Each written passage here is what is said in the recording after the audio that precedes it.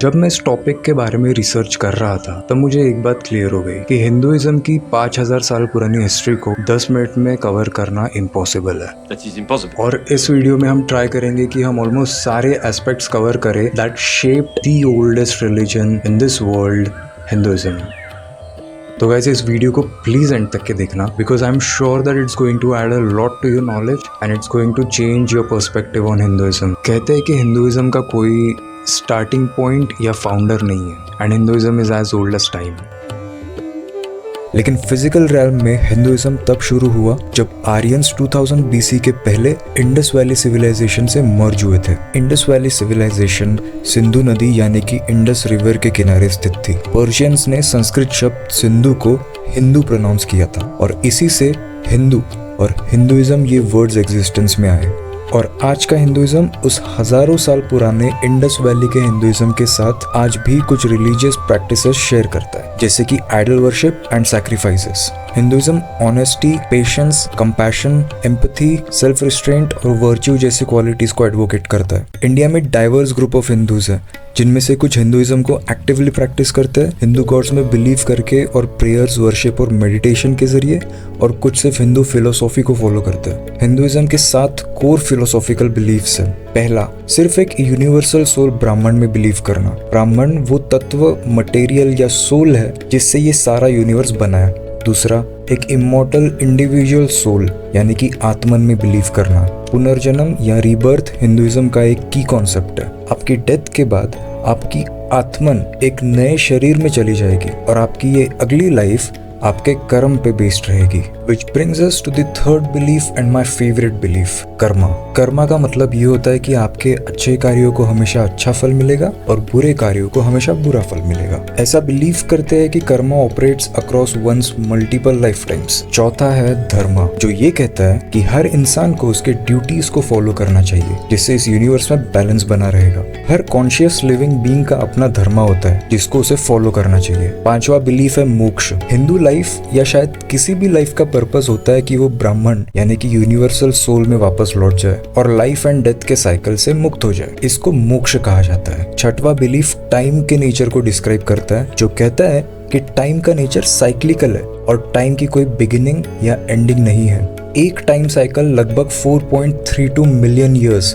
यानी कि 43 लाख साल की होती है और इसमें 4 युग होते हैं, सतयुग, त्रेता युग, द्वापर युग और कलियुग। कहते हैं कि हम कलियुग में जी रहे हैं और ये लास्ट युग है। सातवां बिलीफ है बिलीफ इन वेदास, जो हिंदुइज्म के सबसे पवित्र ज्ञान की किताब है। वेदों को आर्यंस और अर्ली इंडियंस ने 1500 से 500 बीसी के बीच हिंदुइज्म की one of the primary languages वैदिक संस्कृत में लिखा था। वेद व्यासा को इन वेदों के कंपाइलर माना जाता है। वेदास कुछ टाइमलेस डिवाइन टेक्स्ट्स हैं जो प्राचीन हिंदू ऋषि जैसे कि वेद व्यास को रिवील हुए थे, जिन्होंने फिर इस ज्ञान को आगे फैलाया। वेदों को literally sounds of the divine माना जाता है, जो इस यूनिवर्स के प्राइमल वाइब्रेशंस को रिक्रिएट कर सकते हैं जब उन्हें पढ़ा या गाया जाता है, और इसी वजह से उन्हें ट्रांसलेट करना इम्पॉसिबल है। वेदास आर बेसिकली हिम्स या भजन, जो एक लार्जर टेक्स्ट का हिस्सा है। वेदास में आते हैं ब्रह्मणास जिसमें रिचुअल टेक्स्ट होते हैं, अरण्यकास जिसमें फॉरेस्ट टेक्स्ट होते हैं और उपनिषद जिसमें फिलोसॉफिकल टेक्स्ट होते हैं।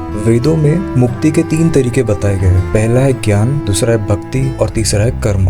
और वेदों के अनुसार एक हिंदू के 4 गोल्स होने चाहिए। पहला है अर्थ, मतलब मटेरियल और स्पिरिचुअल वेलबींग को पाना। दूसरा है काम, मतलब इमोशनल प्लेजर को पाना। तीसरा है धर्मा, मतलब अपने ड्यूटीज को फॉलो करना। और चौथा है मोक्ष, मतलब अर्थ, काम और धर्म को पाकर लाइफ एंड डेथ के साइकिल से मुक्ति पा लेना। वेदों के अनुसार ऐसी 6 चीजें जो हमें अवॉइड करनी चाहिए, जैसे कि काम मतलब फिजिकल लस्ट, क्रोध मतलब गुस्सा, लोभ मतलब ग्रीड, मोह मतलब अनरियलिस्टिक अटैचमेंट, माद मतलब प्राइड और मत्सर्य मतलब जेलसी। हमारे पास 4 तरह के वेद है। यजुर्वेद में यज्ञ क्रिया यानी कि रिचुअल्स के लिए मंत्र होते हैं। सामवेद, जिसे संगीत का वेद कहा जाता है, ये हिंदू वर्शिप के भजनों का कॉम्पिलेशन है। अथर्ववेदा में मेडिकल साइंस आता है और साथ में इसमें वर्ल्ड पीस जैसे टॉपिक्स के बारे में भी बात होती है। और आखिर में आता है चौथा, सबसे बड़ा और important Veda, Rigveda, which is kind of dedicated to lord Brahma. और ये हमारी यूनिवर्स की अल्टीमेट रियलिटी के बारे में बात करता है और बात करता है वॉर स्ट्रेटेजीज, रिचुअल्स, मैरिज जैसे टॉपिक्स पर। ऋग्वेदा हिंदू धर्म का सबसे एंशिएंट और सबसे प्योर ग्रंथ है और बाकी इंडो यूरोपियन लैंग्वेजेस में भी सबसे पुराना ग्रंथ है। 1700 BC में इसे ओरली प्रिजर्व किया था और 300 BC के आसपास इसे लिखा गया था। ऋग्वेदा को कास्ट सिस्टम का ओरिजिन कहते हैं। इसमें हिंदुइज्म के 4 मेन कास्ट्स हैं, ब्राह्मण, क्षत्रिय, वैश्य और शूद्र। ऐसा बिलीव करते हैं कि ब्राह्मण्स ब्रह्मा के फेस से फॉर्म हुए थे, क्षत्रिय ब्रह्मा के हाथों से फॉर्म हुए थे, वैश्य ब्रह्मा के थाइस से और शूद्र ब्रह्मा के पैरों से फॉर्म हुए थे, और दलित जिन्हें अनटचेबल माना जाता था वो आउटकास्ट थे। हिंदुइज्म में एक बहुत बड़ा मिसकंसेप्शन है, भगवत गीता ने इन कास्ट के बीच की मूवमेंट को कभी रिस्ट्रिक्ट नहीं किया था। इनिशियली ये किसी भी ह्यूमन के स्किल पर डिपेंड करती थी और बर्थ पर नहीं, मगर बाद में मनुस्मृति को 2nd सेंचुरी BC और 3rd सेंचुरी CE के बीच लिखा गया। इस हिंदू बुक ऑफ लॉ को भगवान ने बनाए हुए पहले मनुष्य मनु ने लिखा था और ये धर्म पर फोकस करती थी। इस किताब में 2 ऐसी चीजें लिखी गई थी जिससे पूरा कास्ट सिस्टम हमेशा के लिए बदल गया। पहली चीज, इसने कास्ट सिस्टम को एक हायरार्की में कन्वर्ट किया और अब ब्राह्मण सबसे सुपीरियर कास्ट बन गई। दूसरी चीज, इसने कास्ट सिस्टम के बीच की मूवमेंट को रोक दिया और कास्ट सिस्टम को सोशल ऑर्डर का बेस बना दिया। अब अगर कोई भी इंसान किसी स्पेसिफिक कास्ट में जन्म लेता है तो वो उस कास्ट को बदल नहीं पाएगा और अपने बच्चों को भी उसी में आगे बढ़ाएगा।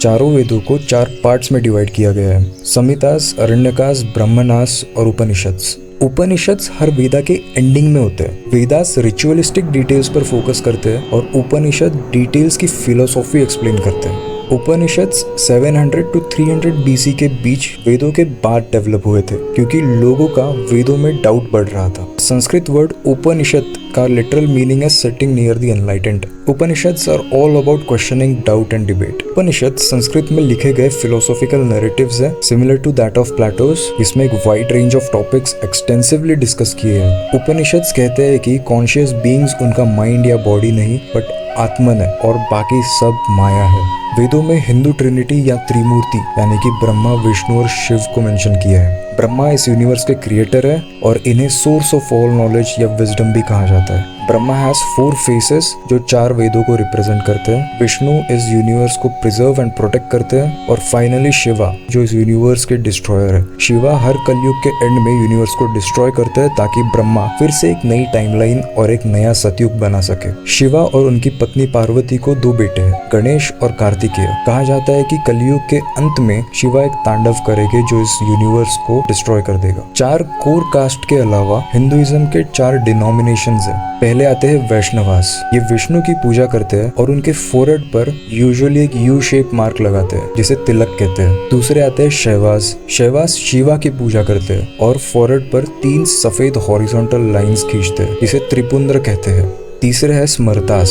ये दुर्गा, शिवा, गणेशा, सूर्या और विष्णु के अवतारों की पूजा करते हैं और वेदों के बजाय पुराणास, रामायणा और महाभारता जैसे पवित्र ग्रंथों को फॉलो करते हैं। चौथे आते हैं शक्तास। शक्तास देवी की पूजा करते हैं और फेमिनिन पावर को अल्टीमेट रियलिटी मानते हैं। पुराणास 18 हिंदू रिलीजियस टेक्स्ट का कलेक्शन है written in Vedic Sanskrit between the 4th century BC and 1000 CE। पुराणा का अर्थ है प्राचीन यानी कि एंशिएंट और ये हिंदुइज्म में सबसे इम्पोर्टेंट सैक्रेड टेक्स्ट्स में से एक है।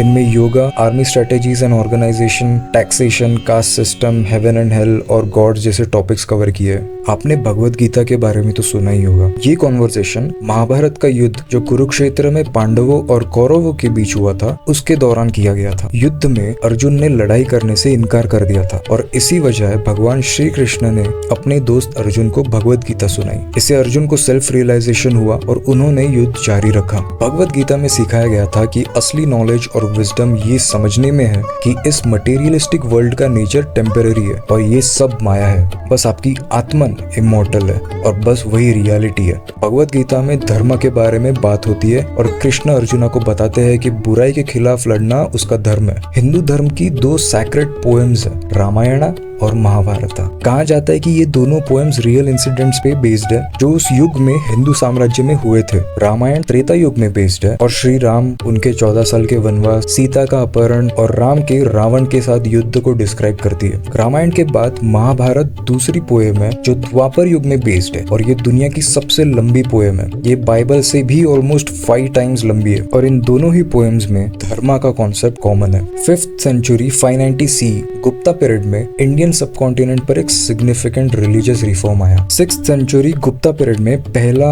ऑफिशियल हिंदू मंदिर दशावतारा को बनाया गया जो भगवान विष्णु और भगवान शिव को समर्पित था। दूसरी ओर बहुत सारे न्यू स्कूल ऑफ थॉट सामने आने लगे क्योंकि माना जा रहा था कि हिंदुइज्म आउटकास्ट जैसे कि दलित्स की जरूरतों को पूरा नहीं कर पा रहा था। इसके बाद सिद्धार्थ गौतमा, जिन्हें गौतम बुद्ध भी कहा जाता है, उन्होंने बुद्धिज्म शुरू किया। एंड इंटरेस्टिंगली गौतम बुद्ध पहले एक हिंदू प्रिंस हुआ करते थे।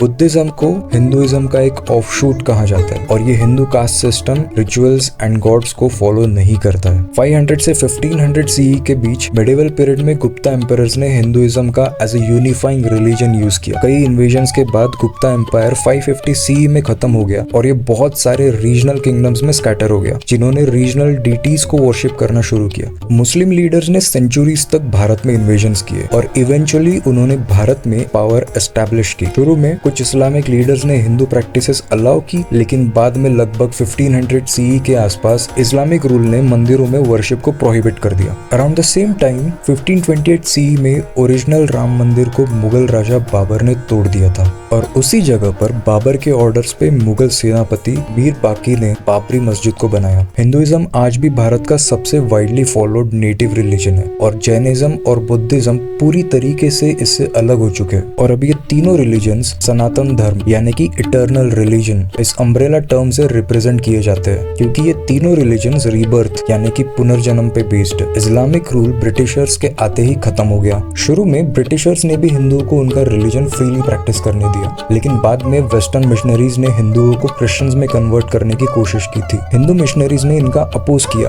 और इंटरनल रिफॉर्म लाया to get rid of the Christian superstition. Britishers ने इंडिया पे रूल करने के लिए कास्ट सिस्टम का यूज किया था, डिवाइड एंड रूल वाली स्ट्रेटेजी यूज की थी। उन्होंने अपर एंड लोअर कास्ट के लोगों को एक दूसरे के खिलाफ कर दिया और एंडोगमी को और ज्यादा रिगरसली फॉलो किया गया and one would now only marry within their caste. The thing is that British Raj ने एक्चुअली इंडियन नेशनलिज्म और हिंदुत्व को कैटेलाइज किया था। महात्मा गांधी ने बहुत सक्सेसफुली शांति और अहिंसा के हिंदू फिलोसॉफीज को यूज करके इंडियंस को ब्रिटिशर्स के खिलाफ रैलीज में एक किया। 1947 के बाद भारत और पाकिस्तान के बीच पार्टीशन किया गया। आज भारत में हिंदू मेजोरिटी है और पाकिस्तान में मुस्लिम मेजोरिटी। इंडिपेंडेंस के बाद इंडियन कॉन्स्टिट्यूशन ने कास्ट बेस्ड डिस्क्रिमिनेशन को प्रोहिबिट किया, लेकिन एंडोगमी आज भी वाइडली फॉलोड है। आज हिंदुइज्म करोड़ों हिंदुओं का एक वे ऑफ लिविंग है और इसने वेस्टर्न सोसाइटी और कल्चर को भी बहुत डीपली इम्पैक्ट किया है। तो ये था Hinduism and its history explained in 10 minutes, but we barely even scratched the surface. But I hope कि whatever we have discussed, we did it some justice. Please like, share and subscribe to Bookspear. Follow me on Twitter and support me on Patreon. Links are in the description. And until then, stay tuned, stay hydrated, take care, and we'll meet in the next video.